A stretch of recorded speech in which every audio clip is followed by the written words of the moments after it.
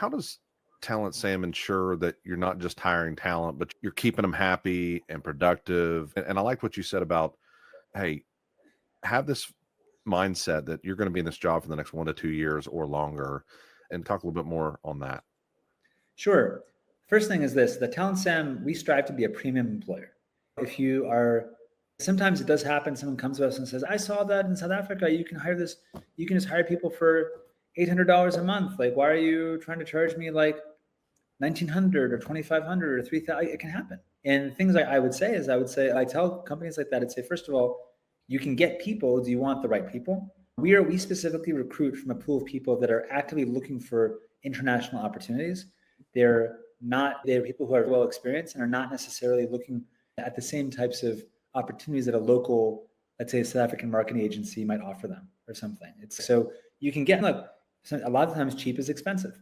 And I would still say when you compare this to an employee in the United States or the UK, it's like, it's no brainer. You're really complaining to me about an extra like few $100? What are you talking about? So the first thing is this, is that there are very few people who work for TalentSam. We do have some lower skilled roles. People might make less than like $1,000 a month, but it's still a very competitive market rate. Most people are making like between $1,000 and $4,000 a month in salary. Okay, so they're considered very good roles. We don't have a problem getting people interested in them. The second thing is that once they're onboarded, they actually have someone that actually is able to take care of them. If you're going to be self-employed or a freelancer in South Africa, it's a very complicated tax code, unfortunately. The British always like to add additional words to everything, and the South Africans very much added additional steps to a lot of stuff. It's not pleasant. Not everyone's built to being like a glorified freelancer or someone who's got multiple clients. It's just not like a lot of people's ambitions in life. And then basically on an ongoing basis, once they see, obviously we're taken care of, they have a computer problem, we fix it. They have an electricity problem, we fix it. We also are like including them in, we run like various like activities for TalentSam team members. They feel like they're part of a broader team.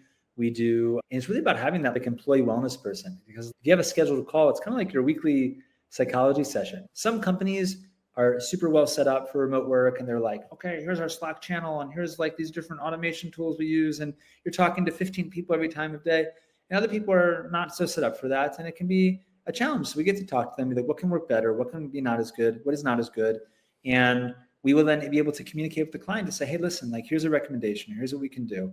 Here's what I think you should do in general. And we can actually guide them on how to build their remote workforce. So if you're making great money and you've got like a fun job that's like dynamic and you've got the right tools and you're making a good salary, what's better than that? Absolutely. Now, what are the most common mistakes you see when companies are building remote teams?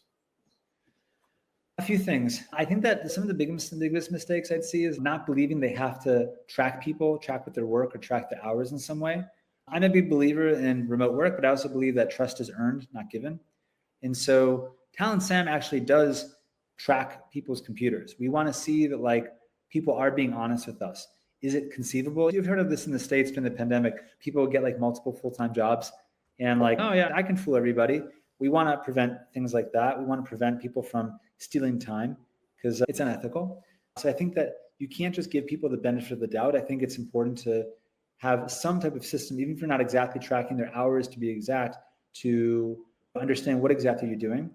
I think it's very, particularly when it comes to less defined roles. Like obviously if you have like, all right, you're an operations person for a logistics company and we have 1,000 of this things that comes a day and your job is to take care of all 1,000, it's pretty easy to see you only got through 600. Like, why didn't you get through 1,000? That's fine. It's different from telling someone slow. Okay, we see a lot of challenges with it when it comes to the creative roles more. And I think like tracking of some kind of like way of doing that is good. I think that it's really important to have a real good training plan and to have like regular check-ins. I think that one of the things, unfortunately, about remote work is that because you're not in the office and you're not really sitting with people, I think it probably is more important to have more regular online meetings. Maybe you would, maybe in the office, if everyone's together, you meet once a week or twice a week, because you can always just go over and talk to somebody if you have a question, but it's more important to be proactive. I also recommend various tools that allow you to simulate the office environment. And we've got like premium Google Suite. Other people use tools like Roam, which you obviously are very familiar with. Things work with different folks, but you can't just like literally have it be a situation, especially when it's like something that does not have a lot of human interaction. But it's okay, I guess Jess is just gonna sit in her office by herself all day with these from 3 p.m. to 11 p.m. and just crunch these numbers. You have to have some type of way to consider that the person is like a human being that you want to involve and really take under your wing.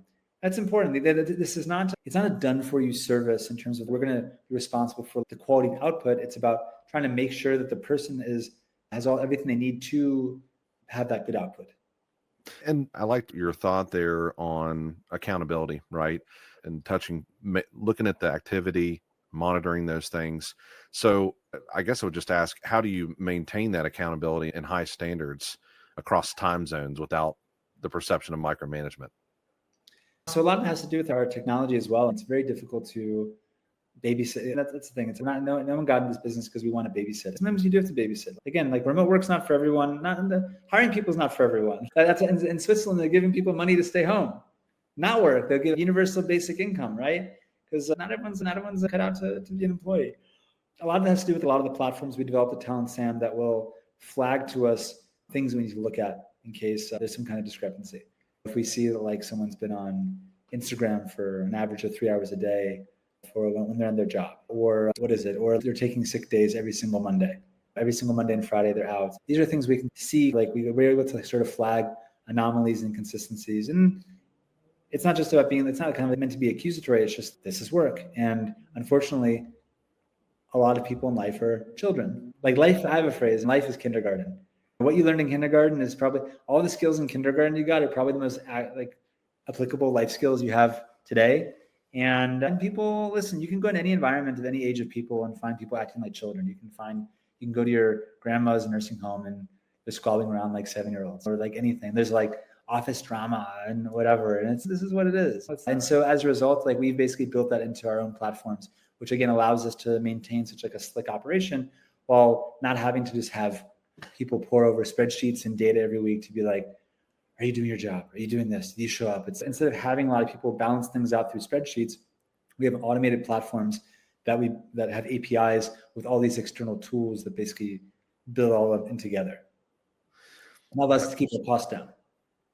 Now, if you got a company that's building a remote first team, what are the top 3 things that you think that they got to get right out of the gate? They need to have a strong manager, like on their home base, or it doesn't have to be their home in their country, but you have to have a strong manager, I think, first.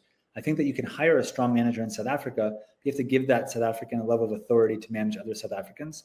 If you are taking like a mid-level or junior employee, you really need to have a strong manager who's committed to this process. I think that the biggest challenge, I think, with remote work is that if the client is not really fully committed to it, they're just like, oh, let's try it out. Let's see if they do okay. Can they make calls? Can they do things? I don't know. That's not a recipe for success. You've got to be bought in. You have to understand this is like a human being who's got a family, who wants to do well, who it's a new job for them as well. And you have to be just as bought in as if they were sitting next to you.